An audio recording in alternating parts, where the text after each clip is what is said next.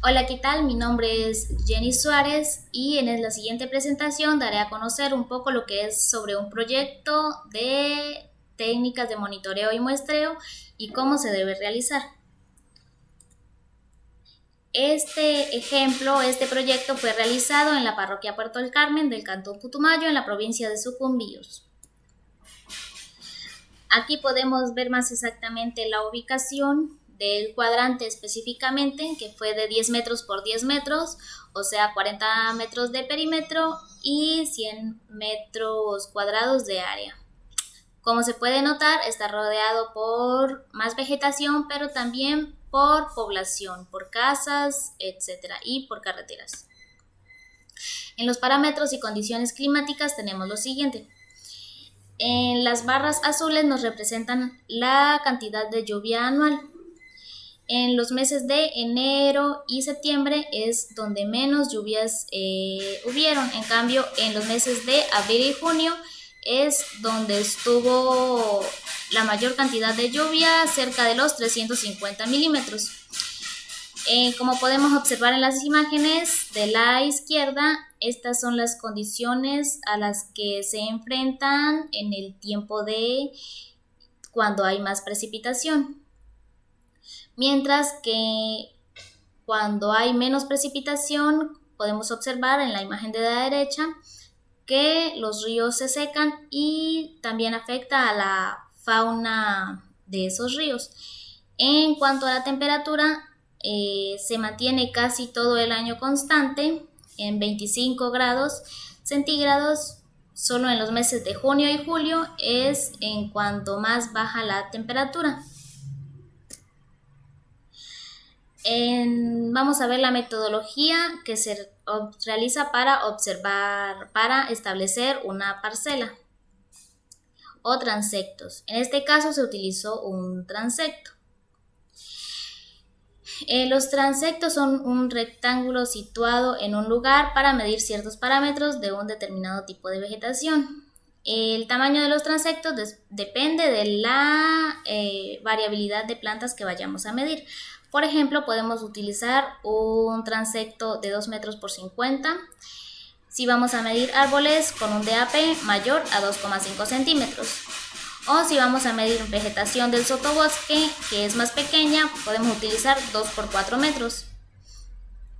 En los equipos y materiales que necesitamos para realizar nuestro transecto, se puede observar los siguientes, que son cinta métrica, pintura para marcar los árboles que ya hayamos medido, estacas para marcar las puntas o las esquinas del lugar, un dendrómetro, que es con lo cual se mide el diámetro de los árboles, una libreta y esfero para ir apuntando todos los datos, y cintas para definir los bordes del transecto. También podemos utilizar el método de cuadrantes, que es una forma más común y más fácil de muestreo. Generalmente son pequeños, llegan hasta los 10 por 10 metros, porque son para medir vegetación menor. Entre los materiales aquí podemos necesitar una libreta y lápiz, igualmente para anotar los datos, un cuadrante hecho de madera u otro material que hayamos elegido, y igualmente estacas o cintas si el cuadrante es más grande. El tipo de muestreo utilizado en este trabajo en específico fue el muestreo aleatorio simple. Este muestreo se utiliza cuando no se posee casi nada de información acerca del área que vamos a muestrear. Y debemos realizar los siguientes pasos. Primero realizamos un croquis del lugar.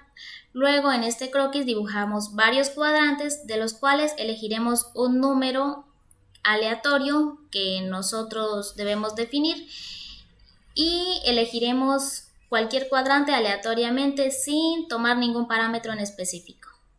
Luego vamos a muestrear estos cuadrantes.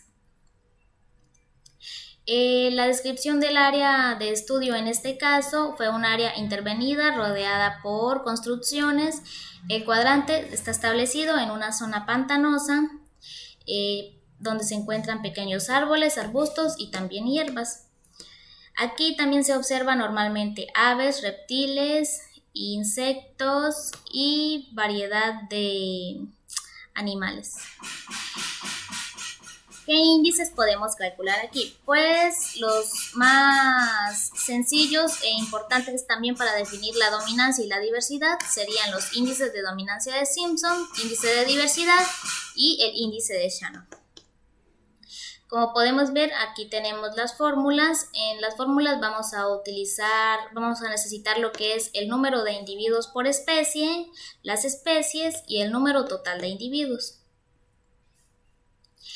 Aquí realizamos un inventario forestal. Primero tenemos una columna con las especies. Luego tenemos la densidad, que es el número de individuos de esa especie encontrados. Se representa con la letra N minúscula. Tenemos la densidad relativa, que se calcula dividiendo la cantidad de individuos de una especie para la cantidad total de individuos. Eso también se lo representa como pi. Y para calcular el índice de dominancia de Simpson necesitamos calcular pi al cuadrado.